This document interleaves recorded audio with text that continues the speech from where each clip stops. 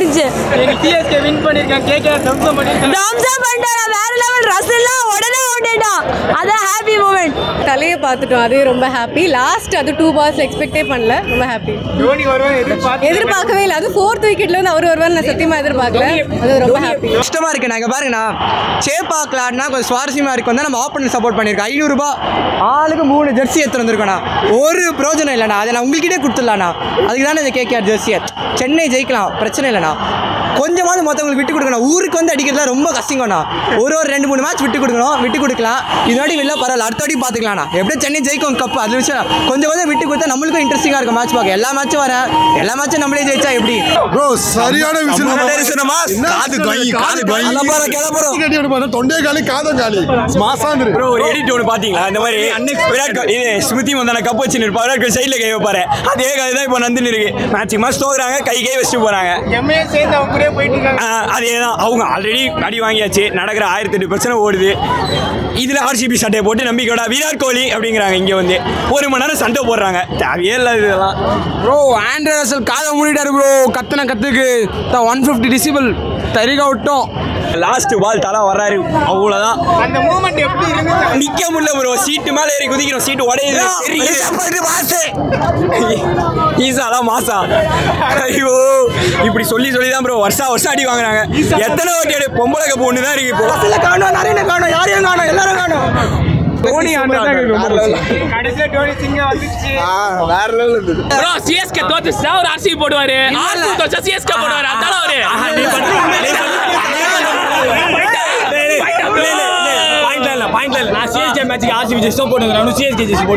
சரி ஏதோ நீ இப்ப சிஎஸ்கே தோட்டுச்சு அதனால ஆர்சிபி போடுவாரு.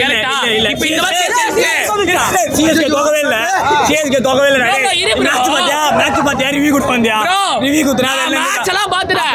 போன மேட்ச் தோத்தாங்க, அதனால இந்த மேட்ச் தோக்கணும் சொல்லி ஆர்சிபி போட்டது இல்ல. மேட்ச் பார்க்காம நீ எப்படி பேச்சு? மேட்ச் பார்க்கவே போதா சென்னை தோத்துதுன்னு எப்படிதான் சொல்லலாம்? சென்னை ஜெயிச்சு ப்ரோ. போன மேட்ச் சென்னை தோத்தாங்க தானே. ஆர்சிபி போட்டு வந்து நீ பேச மாட்டே. நீ மேட்ச் பார்த்தே இல்லையா? அப்ப சொல்லு. நான் மேட்ச் பார்த்து தரேன். வேற எவ்வளவு சொல்றேன்? டிக்கெட் டிக்கெட்டா டிக்கெட் ஆன்லைன்ல இருக்கியா? பிடிஎஃப் மறுபடியும் ஓபன் பண்ணுப்பா. ஓகே. யோ என்ன ஆடி மேட்ச் பார்த்தா பாத்தியா? அவன் என்ன கலாயிரா? நான் கலாயிரா? என்ன போன வருஷம் கலாய்ச்சாங்கல்ல. பயந்துட்டேன். இப்ப பயப்படலையா? பயப்படலையா? சொல்லுங்க. எவ்வளவு கமெண்ட் போட்டாங்க பயந்துட்டேன். நீ பயப்படலன்னு சொல்லுமா? புரா நீ கெத்ரா. புரா ஈசல நம்மதெல்லாம் இல்ல. அது அப்புறமா பாத்துக்கலாம். இந்த வருஷம் தலையோட ரிட்டையர்மென்ட் கிராண்டா முடிச்சு போறோம். நீ பைபிள் இல்ல? பைபிள் இல்ல. ஓகே கெத்ரா. தலைய தரிசனம் வந்துருச்சு, போதும், வேற எதுவும் வேணாம். ஜெயிப்போமோ தோக்கமோ தலையை பார்த்தாச்சு, போதும். இறங்கி வரும்போது எப்படி? ஐயோ வேற லெவலு. அங்க ஸ்டேடியமே அலருது. சத்தம் ரசல் காதை மூட்டுக்காரு. ஒண்ணுமே பேச முடியல, அவரால் நின்ட்டாரு. வேற லெவல்ல இருந்தது. நான் தலைக்கு பார்த்தேன். ஜெயிக்கு லூஸ் பண்ண எனக்கு வேண்டாம். தலை தான் பார்த்தோம். பயங்கரமா இருந்ததுண்ணா. சிங்கம் வரப்பெல்லாம் அப்படியே வேற லெவலு. பயங்கரமா இருந்தது. வேற லெவலு. அந்த பூஸ்பாம் எப்படி இருந்தது? தலை வருமா அந்த பூஸ்பாம் எப்படி இருந்தது? ஐயோ என்னால் மேம்படுறதுக்கு முடியல. என்னால் எனக்கு பயங்கரமா கேர் ஆகுது. அந்த அளவுக்கு பயங்கரமா இருக்குது. கேகேஆர்லாம் டீம் தான் ப்ரோ. எங்களுக்கு கம்பீர தோக்கச்சிட்டாங்களா, அது போதும் ப்ரோ. தலை தரிசனம் உண்மையிலேயே வேறு லெவலில் இருந்தது. இது வரைக்கும் காத்திருந்த பாட்டை போட்டு தோனியை பார்க்க முடியல. ஆனால் நல்லபடியாக பார்த்தாச்சு. தோனியை கிளைமேக்ஸில் வந்து சென்னை வின் பண்ணி கொடுத்தாப்புல. சூப்பராக அந்த 1 ரன் 2 ரன் வச்சாலும் சூப்பராக அடிச்சாப்புல. இன்றைக்கி மேட்சே வேறு லெவலில் இருந்தது. இதுக்கு முன்னாடி அது எப்போவுமே அதிருவாங்க, ஸ்டேடியமே அதிருவாங்க. வேறு லெவலில் இருக்கும் அந்த மேட்ச் எப்போவுமே. சேப்பாக ஸ்டேடியம் அதிர்றதுக்கு காரணமே ஒரே ஆள் தோனி மட்டும்தான். அவருக்காக தான் இவ்வளோ கூட்டமும் வருது, இவ்வளோ கூட்டம் வரும் அவருக்காக. நல்ல மேட்சுங்க. மேட்ச் இருந்தது. நாங்கள் கடைசி வரைக்கும் தலை இறங்க வர மாட்டாரோ பார்த்துட்டு இருந்தோம். கடைசியால் சிவந்துபாய் நல்லா 6 அடிச்சு காட்டினாரு. ஆனால் லாஸ்ட் அவுட்டாக போனால் தலை தரிசனம் கிடைச்சது. Wonderful match bro. தலை இறங்கி அந்த மூமெண்ட் எப்படி இருந்துச்சு? வேற லெவல் மூமெண்ட் ப்ரோ. அதுக்காக தான் வெயிட் பண்ணிட்டு இருந்தோம். வேற லெவலில் இருந்தது. நீங்கள் 30-40 ரன்ஸ் ஷார்ட்டாக இருந்தாங்க கேகேஆர். பட் சிஎஸ்கே நல்லா பெர்ஃபார்ம் புரியல. சிஎஸ்கே போட்டு கேகேஆர் தம்சம் பண்ணியிருக்காங்க. But I think it was not a day. ஏன்னா வந்து நல்ல ஸ்டார்ட் இருந்தது. ஃபர்ஸ்ட் 8 ஓவருக்கு 70 ரன்ஸ் வந்தது. அடுத்த 12 ஓவருக்கு 70 ரன்ஸ் தான் வந்தது, விச் இஸ் நாட். ஸோ நிறைய பவர் ஹிட்டர்ஸ் இருந்தும் அது மாதிரி தான் ஆச்சு. நல்லா அவங்க சிஎஸ்கே ஸ்பின்னர்ஸ் நல்லா பவுல் பண்ணியிருந்தாங்க. மேபி அதே மாதிரி கேகேஆர் ரெப்ளிகேட் பண்ணி நிறைய விக்கெட்ஸ் இருந்தாங்கன்னா வின் பண்ணிருக்கலாம். But it's fine. நல்லா தரிசனக்காக வெயிட் பண்ணோம். ரொம்ப நொந்து போயிருந்த மேட்ச். இந்த மேட்ச் 138 தான் நினச்சோம். பட் வரமாட்டாரு வந்து கடைசியில் ஜட்டு வெளியே இறங்கிட்டாரு. ஜட்டு உள்ள உட்கார வச்சு நான் போகிறேன் தம்பி அப்படின்னு வந்து தரிசனம் பார்த்தேன். எனக்கு ரொம்ப ஒருத்து. இந்த 6000 10,000 டிக்கெட் வைக்கிறதுல ரொம்ப சந்தோஷமாக பார்த்துட்டு வரோம். போதும், அது போதும். இந்த 6000 10,000 டிக்கெட் கிரவுண்டில் வைக்கிறாங்களா, அதுக்கு எதுக்கு பரவாயில்ல. ஈஸியாக ரன்ஸ் மூலமாகவே ஸ்கோர் எடுத்து மேட்சை முடிச்சுட்டேன். இங்கே நடந்த மாதிரி எப்படி இருந்துச்சு அந்த மூமெண்ட்? வேறு லெவல். அதுக்காக தான் இன்னைக்கு கொலம்பூரில் இருந்தெல்லாம் வந்த தலையில் கடைசி இயர்னு சொல்கிறாங்க. நான் ஸ்ரீலங்கா வந்தது தலையில் ஃபைனல் மேட்சை பார்க்குறது தான். மூமெண்ட் எப்படி இருந்துச்சு? வேறு லெவல். அப்படியே லைவாக நாம டிவியில் தானே பார்க்குறது. லைவ் அந்த எக்ஸ்பீரியன்ஸோடு பார்க்கும்போது it was such a goose pump. Perfect goose pump. Match மாசா போச்சு தலைவா, சத்தியமா சொல்றேன். நான் வந்து இறங்கினா பாத்துக்கோங்க. ஐயோ தலை தரிசனம் கிடைக்காதான்னு இருந்தேன். வந்துட்டு பாருங்க, லாஸ்ட் 3 ரன் தேவைப்படுது. அவர் இறங்கி உள்ள வந்தாரு. ஐயோ ஸ்டேடியமே அலறிச்சு. உக்கு பாட்டுலாம் போட்டாங்க. மாசா போச்சு தலைவா. வேற ஏதாவது கேள்வி இருக்கா? தோனி இறங்கி வரும்போது அந்த மூமெண்ட் எப்படி இருந்துச்சு ப்ரோ? என்ன ப்ரோ கேக்குறீங்க? வை மேட்ச் ப்ரோ ஸ்டேடியமே. தம்பி வைரல் தான் தம்பி. வேற ஏதாவது? போன வாட்டி சிங்கத்தை வழி அனுப்பும்போது பக்காவா ப்ரோ ஒரு மாதிரியா போச்சு ப்ரோ. ஆனா அந்த குரல் சரியா வரல சிங்கத்தோட.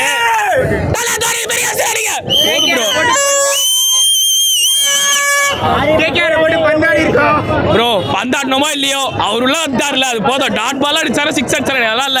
உள்ள வந்துட்டார்ல ஜடேஜா. அப்படி வர்றாரு, அப்படியே ஒரு வரைக்கும் பேக்க போயிட்டாரு ப்ரோ. மாசா இருந்தது ப்ரோ, சத்தியமா சொல்றேன். சேப்பாக்கல இப்பதான் ஃபர்ஸ்ட் டைம் நினைக்கிறேன் சீசன்ல. கரெக்டா? ஹைதராபாத்ல விசாகப்பட்டினம் வந்தாரு, 6 அடிச்சாரு. நீங்க 6 அடிச்சாரா இல்லையோ, சென்னை மக்களுக்கு 6லாம் தேவையில்லைங்க. அவர் வந்தாலே போதுங்க, அதே செம சந்தோஷம். ஆல்வேஸ் தலைதான். ஆல்வேஸ் தலைதாங்க. ஜெர்சி பிளேயர் தலை போறதா சொல்லிட்டு இருக்கேன். என்னங்க நீங்க ஆல்வேஸ் தலைதான்.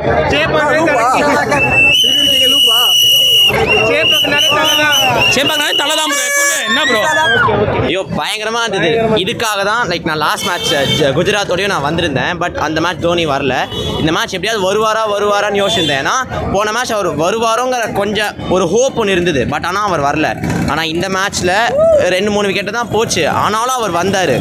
லிட்டரலாக என்டையர் ஸ்டேடியமே எரப்ட் ஆச்சு. எனக்குலாம் அப்படி கையில் கூஸ் பம்ப்ஸே வந்துச்சு. ஐயோ எல்லாம் ஜஸ்ட் அதை பார்த்துன்னு தான் இருந்தேன். எக்ஸ்பீரியன்ஸ் தான் பண்ண முடியும். என்னால் அது எப்படி இருக்குதுன்னு சொல்லக்கூட முடியாது.